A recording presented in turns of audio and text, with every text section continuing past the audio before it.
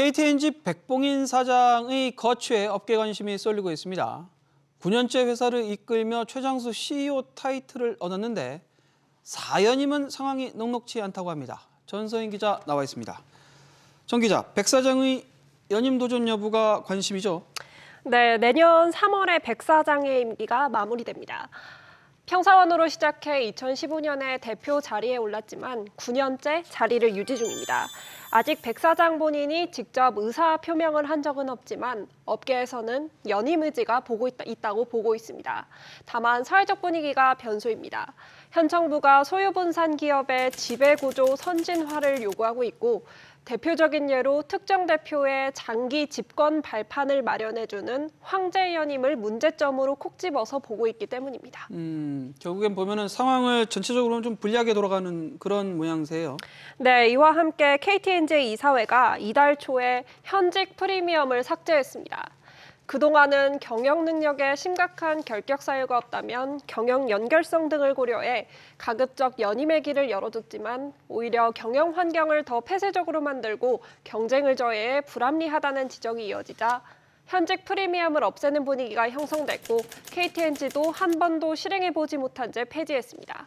수혜자 입장이던 백 사장에게는 안전장치 하나가 없어진 셈입니다.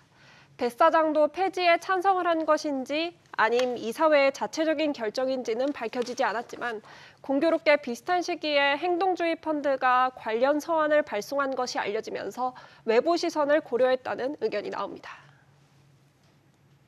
일단 현직 사장을 영구 연임시킬 수 있는 조항이 있었다는 것 자체가 놀라운 거고요. 사회이사들이 중립성을 믿지 않고 있습니다. 저희가 요구했던 사장 선정 과정에 있어서 세 가지 원칙이 상식, 공정, 투명이라는 건데요. 이 원칙들이 지켜지는지 주총 때까지 목소리를 내면서 지켜볼 예정입니다. 전 기자, 여튼 백봉인 사장이 연임 의사를 밝힌다면은 전망은 어떻게 지금 예상되고 있나요?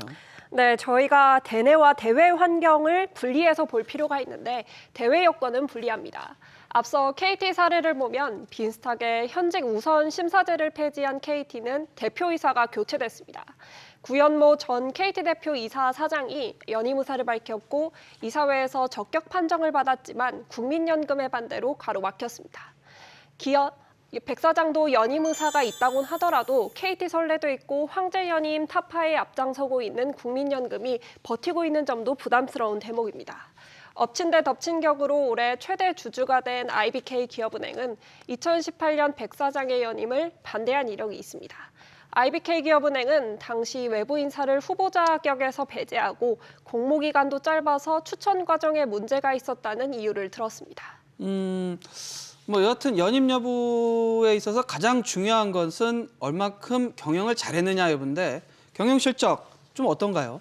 네, 말씀 주신 대로 불리한 상황을 모두 이겨내기 위해서는 내부 경영의 실적이라도 있어야 하는데 그마저도 녹록치 않은 상황입니다.